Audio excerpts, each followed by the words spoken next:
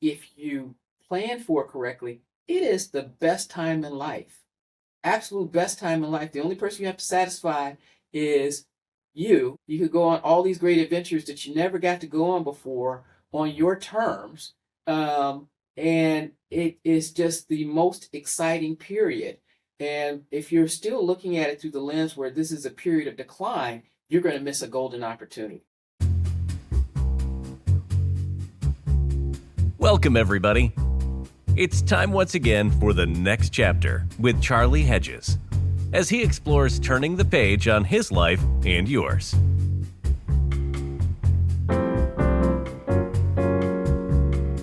Hi there, and welcome to the next chapter with Charlie. My special guest today is Gregg Lunceford. He's an author, financial planner, and lifestyle design consultant. I am really interested in finding out more about what Gregg refers to as midlife lifestyle design and what he's referring to as the lost season of our third age. Let's find out more as we bring Gregg Lunceford onto the show. Gregg, welcome to the next chapter with Charlie. Hi, Charlie, how are you? Thank you for having me. It's great to have you. I'm very much looking forward to our chat. Likewise. Thank you. So why don't we begin our time together with I had a question now. Another question came to mind. I have a question written down. This is why I don't even pay attention to my own notes. I just need to go with my gut because tell our folks about midlife lifestyle design. And Sure. you define it as midlife, as beginning around 60. Sure. Talk to us about that so I can get so we can get an idea, our audience can get an idea of who your audience is and who you're talking to. Sure. So let me give you a little backstory here so people can understand how I got to the place that I'm at and why I look at these things through the lens look through. I've been in financial services for 30 years, and I know that's probably the boring part to you all because that's not what your listeners listen to the show for. Well, I don't know that we've never done it, so I don't know, Gregg. I've always refrained, so I've never done that show. So I've spent a good chunk of my career working in wealth management, where we spent a lot of time working with clients on retirement.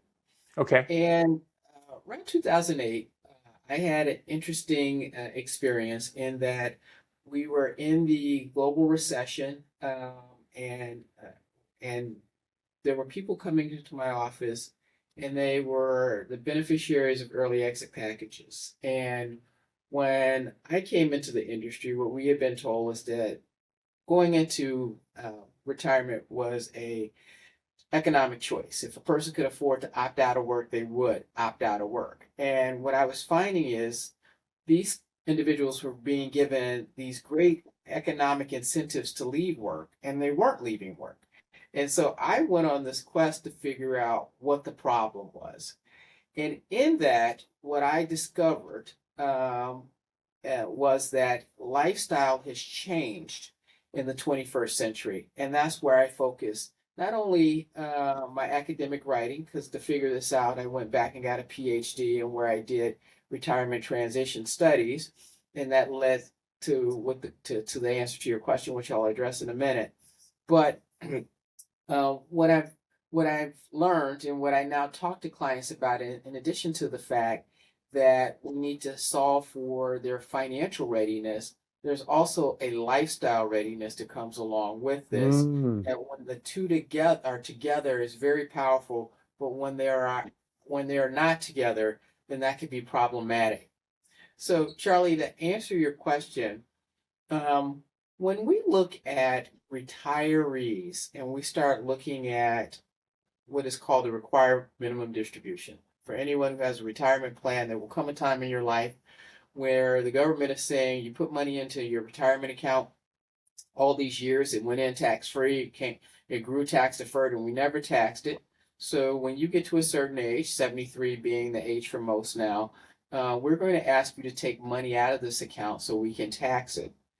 Now, we're not getting into the X's and O's on the required minimum distribution amount, but the point being is when they pick the age 73, they're looking at you having a life expectancy of 90. So my question is, because one of the things I found from my studies is we're all living longer. This is a global phenomenon. It doesn't matter where you are on the planet, every society is living longer, regardless if there are differences in social safety net, because there's a difference in the way they treat retirement in one country or versus the other. But we're all living longer. So if you're making the assumption that I am going to live to 90 for this calculation, then 60 is really midlife. And so the point that I'm making when I'm working with people is you are preparing for a life transition where you're really middle age as if you were old age because you are following the path that everyone else took before you.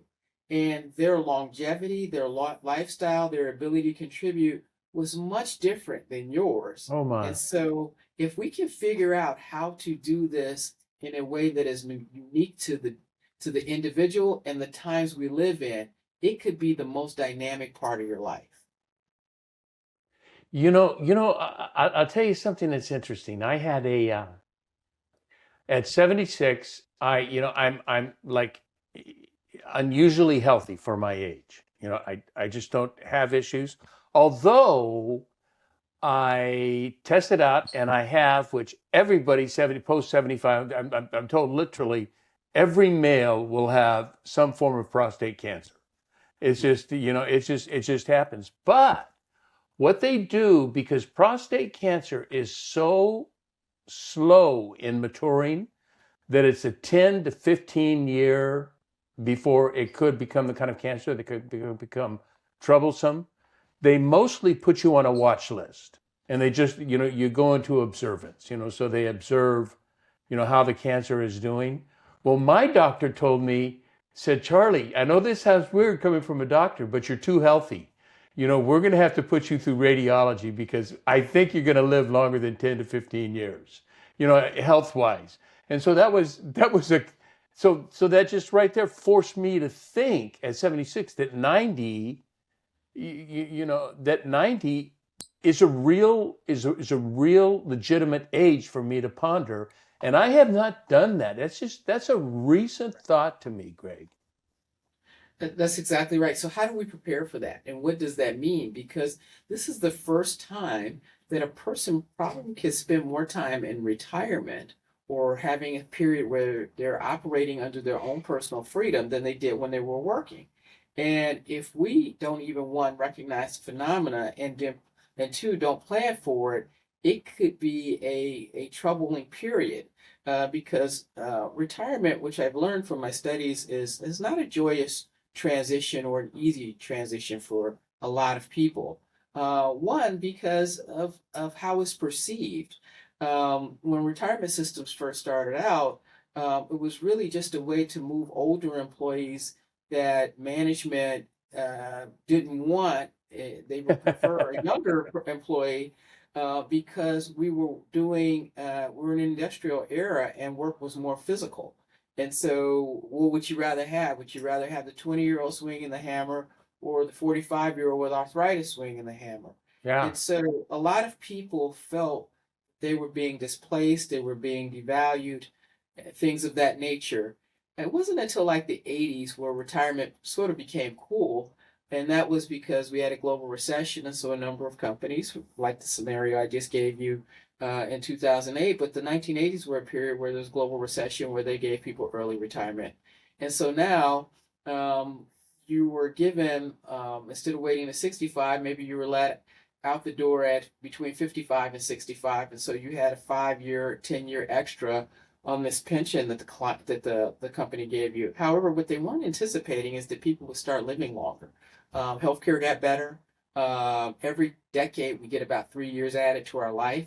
And so what occurred was you started getting these people that you thought would not live beyond early 70s, start living until their 80s, and you retired them out in their 50s. And so now you got to pay for their lifestyle for 20 plus years. And this is where you started to see the elimination of pension plans in favor of 401k plans, where the responsibility for the monthly payment fell on the employee, not the employer. And so that's when retirement started to become cool because people started to think about, hey, I got this extra time. What do I do with it? And so this concept of a bucket list came up. If I got 5 extra years, if I got 10 extra years, then I'm gonna play a bunch of rounds of golf, and then I'm gonna, do all this vacationing, or maybe I volunteer a little bit. But it was really, let me hurry up and get all these things done before somehow my ailments catch up with me. Fast forward to where we are now. If you're exiting out at that early 60s, sometimes late 50s period, even if you went to mid 60s, but you can get to 90, checking off a bucket list, you're going to go through it pretty quickly. You And go we're through it quickly, my friend. You go through you it go through quickly. it quickly, and what is happening is a lot of people get to that point and they go, I'm bored with those things. What comes next? And this is a new undefined period. And academic researchers refer to as the third age. It's not commonly talked about as much in the United States, but what the third age is this period where you're no longer transitioning from youth to middle age to old age, but you now have this life bonus of about 20 years. So you're actually going from youth to middle age to the third age to old age. And what the third age is this undefined period that other cohorts haven't gone through, where you are healthier than you've ever been, maybe not, but you are wiser than you've ever been before. You probably have more financial resources than you ever had before. You should have less obligations to other people than you had ever before because you're done raising your family. In some cases, you may still be helping with elderly relatives or loved ones, but you have all this flexibility and freedom. And for the first time in life, you get to pick what it is you want to do, who you want to be, how you want to do it. And you have Mhm. all these resources that you didn't have before, and you don't have to rush through it. And so there are people who thrive in this period because they find ways to sharpen who they are or redefine who they are. And there's some people who struggle through this period because it's really hard, trying to figure out how to shift the identity they once knew into something new that causes them to thrive. 40% of people who go into full retirement actually experience some form of cognitive decline or anxiety, depression, something like that, simply because they can't make the adjustment. And so, just as we talk about money transition with our clients, I also like to make them aware of this phenomena because if you plan for it correctly, it is the best time in life. Absolute best time in life. The only person you have to satisfy is you. You could go on all these great adventures that you never got to go on before on your terms. And it is just the most exciting period. And if you're still looking at it through the lens where this is a period of decline, you're going to miss a golden opportunity. Oh my goodness. You know, I work with a concept, and I've done this for a number of years, the concept of the seasons of life. And and I have almost arbitrarily, with a little research, but arbitrarily sort of set up that life begins at 20, and that is the spring season. And um, 20 to 32-ish is a time of planting seeds. See what lands, see where you fit, see how you work with society, how you work culturally, work-wise. And then there's at 32 to around 50 to 60 is the next season, and that is the summer, where that's your high productive season. And then we live exactly according to what you say. We live as if the next season, we have been taught in retirement that the next season is winter. That we go spring, summer, winter, and everything is barren. We have no hope. We're old, we're gray. But we lose sight of, as you have put, the most beautiful season, which is autumn. The That's correct. colors are wonderful. It's cooler. You're slowing down. You're more observant. This is a time to appreciate and enjoy. And because we're still bright, and many are still very physically active and physically in good health, and they can do things, and it is not a winter. But if you treat it as a winter, you know, you either you wrote or told me, I like this line, it's not about living long, it's about living well. That's exactly right. And so I where like we that a lot. it is so true. And so what I am trying to do is help people understand, and using some of the research, and I think other people are starting to pick it up a little bit as well, that this is a period of time that you should long for. You should absolutely long for. You should Right. plan for it. And and understanding work is a key part of understanding what to do next year. So, and I'll dive in that a little bit. And that's why I wrote a book and we call it Exit from Work. There are things that work provides. We look at it for its economic benefit. And because when we go into work, we got to pay our bills. We got to pay college tuition for our kids. We have to, plan for our health care and things like that. It's not until the end stage of a career, and that's not means it doesn't mean that you have to end a career. That's the other thing we need to understand. If your career gives you joy, in this life bonus period, you continue to do what you're doing. But it's not until the end that we start to recognize some of the non-financial benefits of work. And so what I mean by that is there are three things that work does very well for people, um, if outside of finance. Number Okay. one, work provides psychological success. All Okay. right. And the other things, when you're going into your third age, you got to figure out how to replace.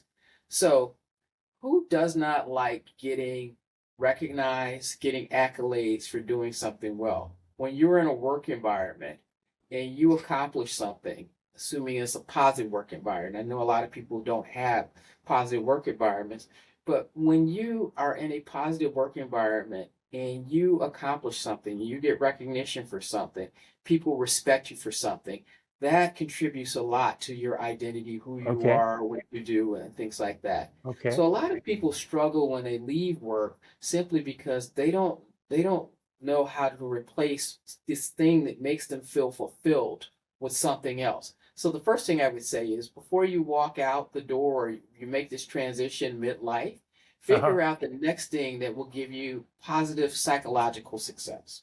Okay. Is that what you talked about, meaning and purpose, or is that Uh, different? that's they're all go together. So it's meaning, purpose, what makes you feel good about yourself. A lot of people refer to it as your work identity. So work identity can come in three forms.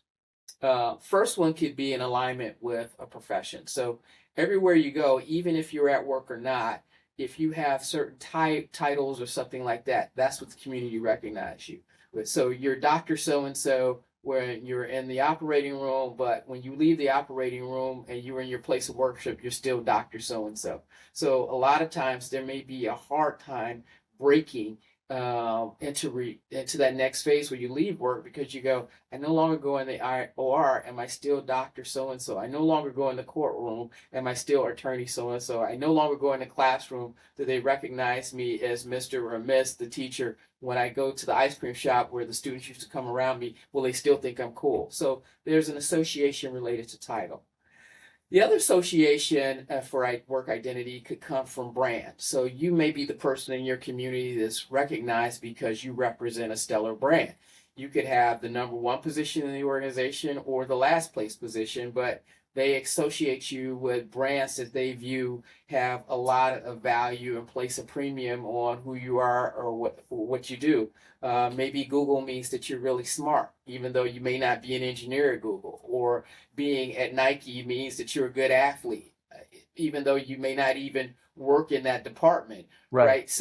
So there's an association with the brand that you work with, and the third association that contributes to work identity is maybe the role you play in an organization. So if you are a manager and your identity is people coming to you for advice, for you to give them guidance, for you to show them how to execute, and now you don't have that team coming to you every day, Hmm. looking for your wisdom. You may feel displaced. So you got to figure out what it is that makes you feel psychologically successful and how to replace that, because those are things that are very important. Those are things that make us get out of bed every day, that make us feel good about ourselves, that without them we could feel as though we're less than, and that could be problematic.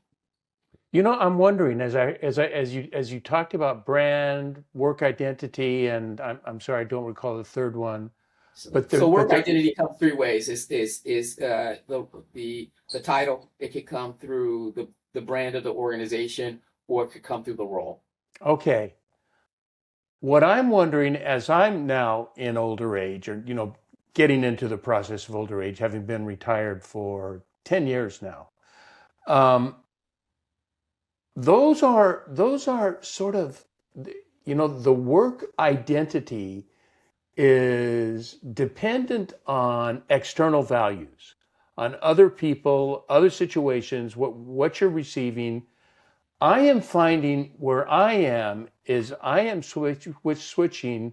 Well, although I pretty much lived my life this way because I was an independent. I had a very unique job, so I don't really, I'm sort of in a different situation, but it's not external. It's very internal. What's important to me? What are the values that I have personally that I want to entertain and receive and do in my life? It's not about what other people think. It's about what I believe and what I do. I'm a Trent Reznor fan, Nine Inch Nails. He's got a song called Piggy, and the lead line of the song is, "Nothing can stop me now because I just don't care anymore."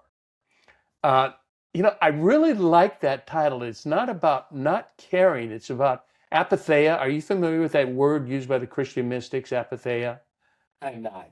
Okay, it's a word that means an, uh, it's not apathy about life or not caring about life. It's apathy or not caring about that which does not matter. And we're determining what really matters. And those externals, after a while, they are fulfilling or dealing with some sort of internal need rather than just merely external. What do you think about that? I sort of rambled, but what do you think So, about so that? you touch on a very interesting point. And so I would argue that you were probably, because you were independent and some of the skills you developed there, you were probably better suited to make this transition than a lot of people. And so there are two types of careers when you sort of look at career theory. There is the traditional career where a lot of baby boomers went through the traditional career where they were told what success was. And so that meant advancing up the corporate ladder. And Oh, so I the bigger know. Oh, and the bigger office you got, whatever, that was viewed as success. And then along came an understanding of what is called the protein career, where the protein career is one in which you define success on your own terms. So where everyone else is saying, well, when are you going to get promoted, and sizing you up that way, the people who had protein developed protein skill sets said, what do I find as personal success? Well, I want to be at my kids' softball games. I want to be able to volunteer in my community. So a successful career was determined based on what your personal goals are. And so the people that I find have the harder time making this transition from work identity and developing their third age identity are the people who never developed those protein skill sets where they could pivot. And so I right. think I Great think verb. Pivot is a great yes. verb.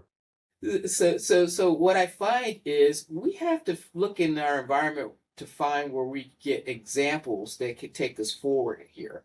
And I think sometimes we pick on millennials because we go, well, they're not committed the way we were committed. Nobody waits for the gold watch. No one stays anywhere longer than 5 years anymore. And I would argue what they have seen is the implied contract between management and labor be broken. That implied contract that if you come to work every day, you do a good job, you're loyal to me, I'll be loyal to you. They watched their parents and their grandparents go through a merger or acquisition after being somewhere for 25, 30 years, get displaced and all that. And they just basically said, that won't be me. And so what we associate with them is less commitment or them not working as hard, really is them building a protein skill set where they're saying, I am going to learn how to function on my own terms. I don't care what the status quo defines as success. I am going to define my own success. And so what I find is when work stops or work is disrupted, they are easier, or people who have these protein skill sets adapt easier to change and find that next thing. They view their careers as boundaryless, and therefore retirement transition or third age transition, not that it still isn't challenging, but they at least come better equipped. You know what I think? I think, you brought up an interesting idea, and that is the idea of the millennials. And it is for older people, it is very difficult to understand the millennials because they don't fit in our cultural paradigms. However, when I was in my early 20s, I was late teens, early 20s. I was at UCLA in 1967, 68, and I was a hippie. We were taught to question. We were taught not to, because this was, we were the revolutionaries. We were taught not to abide by social mandates. And I view now, when I see millennials, I look at them and I see me. I don't agree with so many of the things. I mean, I would not do exactly what they do. And yet I appreciate where they are going because they're thinking differently. They're looking at my life and they're making determinations for their lives based on the lives of older people in society. And they're saying, this is not for me. And so I really appreciate it. For a really interesting example, and I don't get political on the show, but is Mamdani.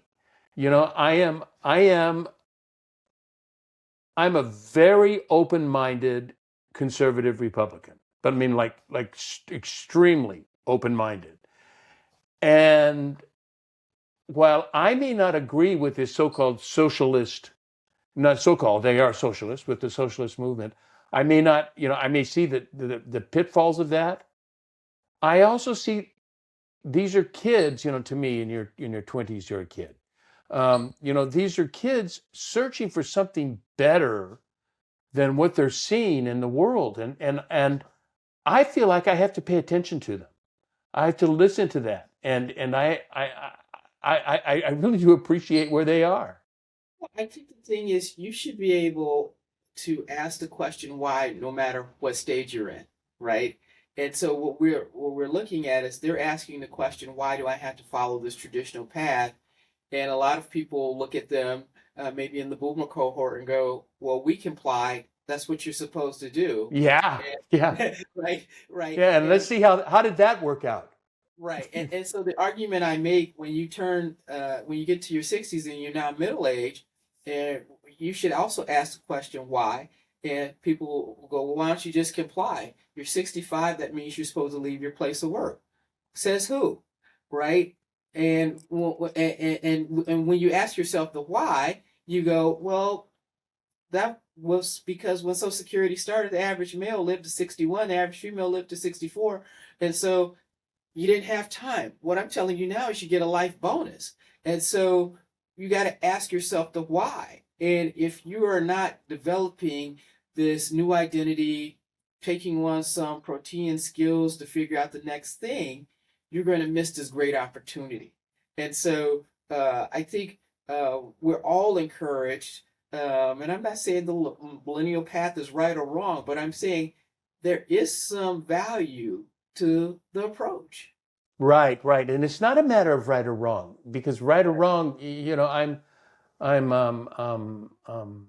I'm a moral relativist, so right or wrong are determined by the individual. It's You know, picking what's right for you. And so, exactly, and, precisely. and so, Charlie, tell me, what was your first thought? When was the first time someone asked you what you wanted to be when you grew up? Very young, and after that, never. Uh, uh, my parents were not. My parents were lower middle class. My mom was a secretary. My dad was a shoe salesman. They were not involved in, so that didn't. They had a hard time. My mom didn't, but my dad, I'm adopted. My dad had a hard time dealing with me because I was very different. I was very successful in whatever I did, and they just kind of left that up to me. Now, when I became a hippie, that was not real pleasing.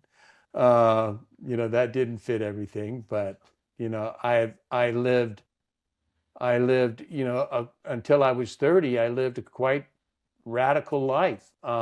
So my mom wanted me to be an attorney. That was, but I remember, I just, that's a vague memory. That's not like, that was set into me. So I really didn't have anybody telling me. My point is, whether you accepted the advice or not, in your early years, there's someone who's trying to help you shape who you become, right? That guidance is there, whether you take it or not. Now, maybe more present in some people's communities than others, but someone is at least asking the question. Then you get into a profession, a trade, a career, whatever, and someone is trying to help you develop those skill sets. What I've learned through my research is when you get to the tail end of a career, a lot of people feel displaced because there's no longer that older person with the wisdom to guide them through this step. Right. Your career mentor is no longer there. And so, what is scary about this process for a lot of people is you now have to make the biggest decision about your career, being whether you stay, you go, or you modify it. And for a lot of people, they don't know they have the option to modify it. And we can talk Right. about that a little bit more. Right. They feel as though they're being put into this, have to make a binary choice. Either you're in or you're out, right? And if you decide to leave, you can't come back in the capacity you came. This is irrevocable. So for the first time, you're making a career decision without guidance, and it has severe penalties if you get it wrong. That is very scary to a lot of people. Oh my And goodness, yes. And and so that's so what. So let's. You know what I'd like to do? I'd like to do a little bit of using your verb. I'd like to do a little bit of a pivot, and I would mhm. like to talk to people about. You gave me. I don't know if you listed these three or this is what I interpreted, but in middle age planning, you had three elements that you suggested that I got it. I don't know if I got them right or not, but one was financial planning, which you do Right, have to have financial planning. I mean, right, that's crazy not to. right. The second one was socialization or shared relationships. So And the we, four in total, the financial planning is definitely correct. The non-financial, there are three of those. So one, finding psychological success. right. What make what That makes you was tick. that was So included in my notes, by the way. socialization, which we should talk about, is another one. People work gives you socialization. Even if you work with people you don't particularly enjoy all the time, gives you something to laugh about when you get home. Do you know what this person did again today? So that is very important. And a lot of people have a hard time once they walk out of the door, make the transition, figuring out how to make friends and things like that. That loneliness is a big challenge Oh at my this age. goodness. Oh my goodness. Absolutely. And the Yeah. third one is structuring time. Even if you hate work, it gives you, you're accountable for being somewhere, doing something throughout the day. If you've ever been had a little time off, right, or been on a vacation, about that ninth day, you're like, well, I've done everything, right? What's to do next? And so that's when it becomes really, really hard for a lot of people is finding structure in their day. And so where I try to enlighten clients and work with them is, yes, we have the financial wherewithal to do what you want to do, how you want to do it, when you want to do it. But if you don't put these other pieces into place or understand what they should be before you make the exit, you can burn up a lot of money trying to figure out who you want to be. And this is where you see people. This is where you see people make bad investments. Oh, I'm gonna open a restaurant and see if that works out with no plan, and then all of a sudden that goes bad. Or Yeah. maybe I'm going to live in another country, but you didn't really well research it, but you just don't know what to do. You can burn through a lot of money trying to figure that out, or you And a get lot of energy, not just and a money. lot You of can burn a energy, lot of energy. or you feel devalued, you get depressed, and you're going to spend a lot of money dealing with physical ailments and things like that come along that are associated with that. How do you suggest structuring time? Because that I've never heard that, and that is an issue. I structure my mornings. I have structure, but after 9 or 10 o'clock, I have no structure. I have Okay. nothing. And I like your idea of structure. What would that look like? What would structure even look like? So what I would say is coming up with, I would argue you have structure all through your day. You choose not to have structure in the afternoon. You enjoy that. So I have a colleague that I work with. My promise to him is I won't call him after 12 o'clock because, that's our agreement. I respect the fact that he just doesn't want to think about things in the afternoon.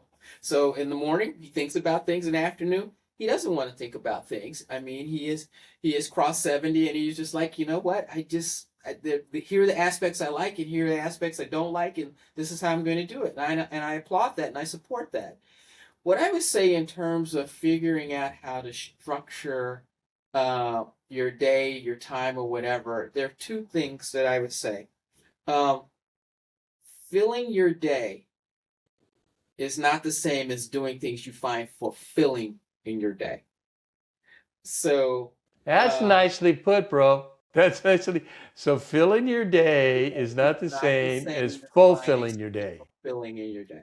So when I talk to a lot of people pre-retirement, they were within their 3 to 5 year window, and I said, "What do you think?" The response I got back was they did not view their friends as being successful in retirement. So what do you mean by that? Oh, they envy the fact that they have flexibility in time. If I don't feel like getting out of bed today, I can roll over and sleep a couple hours later. But they didn't view it as that their friends were doing things with their day that really mattered, that made them feel alive and vibrant. So basically, they were just following the steps that they thought. You're supposed to go down to your local senior center and you're supposed to play bingo and you're supposed to volunteer. But what if that's not right for me?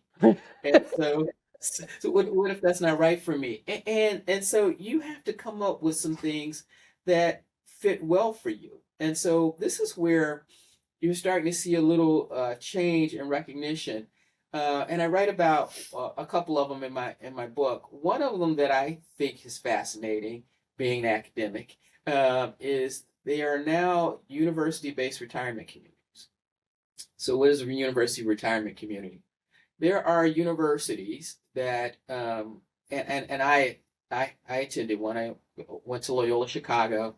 They have a retirement community on campus where they encourage people who are alumnus of the university to come and live in this building. And you don't have to be an alumnus, but they encourage you to come live in this building. Well, how is that positive for a lot of people? First of all, it's just like you showing up for college when you're 18 and this is your first time, your adult experience, and you got to figure out how to make new friends and find your way or whatever. The thing about university-based communities is that one, you have some form of affinity because you like the university. So coming in the door, you now meet new people, and you at least have one thing in common versus trying to figure it out figure out other things. But the thing is, you can choose how you want your lifestyle to be focused. So a lot of people don't want a lifestyle of 100% leisure, which that was the picture that was painted in the 80s when people started to live longer. But some people don't enjoy that. So in a university-based community, you can go watch a lecture, You can spend time with younger people and get to know students and talk to them because you see them in the community and you do that. You can go to sporting events. If you have credentials, maybe you can even teach a class or whatever, or audit a class. And so this is a way where you can continue to develop the identity you developed. You were building because of the branding of this institution, but do retirement or life transition a little bit differently. And even you can get a campus job if you want. Well, one thing we have not talked about, and that is important with a lot of people, and I'm not talking about when I say, I'm going to say spirituality, but I'm not talking religion. Correct. How does that fit into this midlife planning I model think of that yours? falls in the line of your psychological success. What grounds and centers you, right? So I would definitely put that in the category of the first one, as you're figuring out what makes you get out of bed every day, right? Some of that, and because when you start looking at things that people do when they're dealing with uh,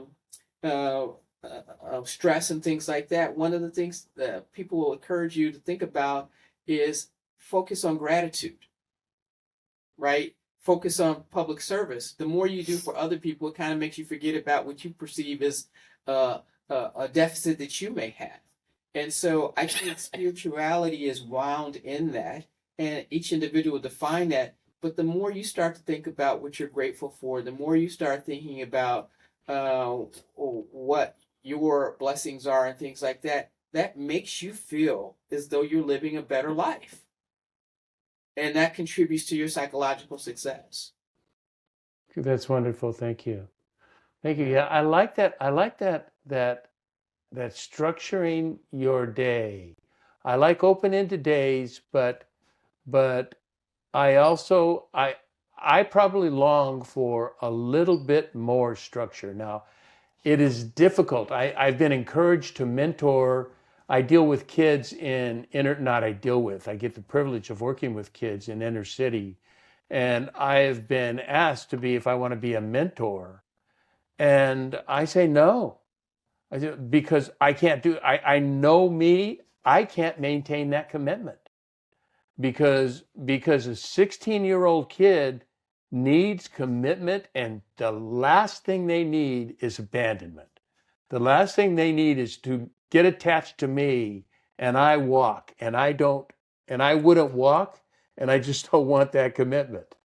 So, in terms of what types of exercises I think you should look for as you're thinking about your third age identity, right? And I think in the past, we've kind of looked at where people telling you have to do this thing. Right. You have to play bingo. You have to go hiking. Like, it's not a certain thing, but it's engaging in, and you have to define what this is for yourself. It's engaging in what is called meaningful play. So for people who are in a lifestyle of 100% leisure, and that works for some people, but it doesn't work for everyone, you're in a lifestyle of full play. And that goes back to what some of my people that I were interviewing with were saying. It's like I look at what the things that people are doing every day. Yeah, they're fun for a little while, but they don't look like that they're meaningful, right? So meaningful player is you're looking for those things that you enjoy doing. They feel like recreation to you, but they also make you feel as though you've made a difference. So like you're saying, if you know you make a difference with the 16-year-old, but if you aren't enjoying the experience because it doesn't feel like play to you, then it's work. Yeah, and Right. then there's also the thing of, I know I would ultimately harm this person. Right. If So I just wouldn't, but I would feel I want to talk about obligations. I would feel obliged. I would feel obligated right. to be with this person, and then that would lose. I wonder how that would impact my attitude as we work together. Right. So I think of an organization that I'm involved with, and we have the same thing. Like I have a full-time job, so the last thing I want to do is commit to a young person that I'm going to be there at 3 o'clock on every Wednesday, and I have a work conflict, and they may Right. take it differently than I had a work conflict, and so there are some organizations that encourage group mentoring. Well, we'll assure you that someone will be here for you every Wednesday, but I can't assure you that it's going to be Charlie every Wednesday. Right. Or those things may not feel like play to you. And once again, find the thing that feels like play, that feels refreshing, whether it's taking a hobby and convert it into maybe a small business or just doing it with more passion or whatever. But it has to feel like play, because that's what makes the third age so wonderful, is because these are supposed to be light, enjoyable, free years. You know what, that's so fun because it seems to me so many things occur as opportunities at retirement age. But like podcasts, for instance, me doing podcasts and blogs. You know what's the beauty of it? Because my retirement is set, my economics are set, I don't have to monetize. That's So I right. am completely free. I'm in or I'm out just at my commitment. Also, It's these are not like pre-recorded. So if you don't feel like doing it today, you do it tomorrow, right? I mean, but when you do it, you really enjoy doing it. You enjoy having conversations, meeting new guests, meeting new people. So that's playful to you. it is playful. That's such a good, I like that. I like that playful idea. I like that. That's wonderful. So tell me more. Tell me about your. Let's wrap up with this. Tell me about your book. So people would be, because I know you want to. We want So to my talk about this. I like the title. I like the idea of it. So my book is Exit from Work. What will the new you look like? And what we spend time on is one, just getting people to understand that retirement has changed and how you transition needs to change as well, and that you will have to be the architect of it. I mean, not unless you just want to follow suit with what a lot of people have done in the past, and you want to exit into leisure or whatever. You saw a model that someone else established for you, and there's nothing wrong with that. But for most people, they're not going to want to fall into that bucket knowing that they're going to have 20, maybe 30 years to thrive in. And so, what I'm trying to do with this book is to explain what the phenomenon is, right? And how we got here, what has changed in work, how society has changed, why we're different, and then encourage people to reach for a great opportunity to explore the third age and just lay out some building blocks that they can use to help them establish themselves. That is great. You have, Greg, you have a unique approach. I mean, having done this for a few years, and we get on to a lot of life planning. I got a lot of people that want to come on with life planning ideas, and I just don't do that show anymore. I've seen that movie, but you intrigue me because you have a different approach, and I like this approach to redefining midlife and redefining meaning and purpose, psychological success, socialization. Um, I think those are really critical. I think you talk about some really important ideas, and I want to encourage listeners to take a look. There's a link in the show notes, so people can catch a link that goes right to Amazon to check your book out. And I want to encourage everybody to take a look at it. I think it's a really good approach. Thank you so much for doing it, Charlie. And just to wrap it up, why is this important for a wealth advisor to do this? Because I believe that if you get it wrong, you can do a lot of negative things to your financial position. But if you get it right, what you've accumulated will serve you well in doing that thing that you're excited about that gives you joy. And at the end of the day, we build wealth or build our accounts because there's a purpose, and the purpose is for us, for our families, and things like that. I want to see people get the most out of it. In my financial plan, which we have, and I keep track of it all the time, how much money we have, and what we're going to be able to do, and when we finally go totally on our, because my wife is still earning revenue, not because she has to, but because she loves to. She is somebody who's decided, I'm not going to stop work. I don't know when I'm going to stop work because I love what I do, She's found and meaningful play. she has It just found happens to meaningful. has to pay a salary, even better. Oh yeah, pay a nice salary. But we take a look and how inexpensive you can live life. And you know what our single most expensive line item is? It's vacations. This is the one where I just say, I'm going to put money into going out because we love to take cruises once a year. We love to go overseas, visit other cultures. And so those are very important to us. Well, I wish you safe travel and I hope you have a blast. Thanks, brother. I want to thank you so much for being on. And everybody, check out Gregg's book, Exit from Work. And I want to thank Gregg for spending time with me today. Thanks so much, my friend. You're very welcome. I appreciate the invitation. You bet. And I want to thank everybody for tuning in to the next chapter with Charlie. And until next, this is Charlie Hedges signing off. Bye for now.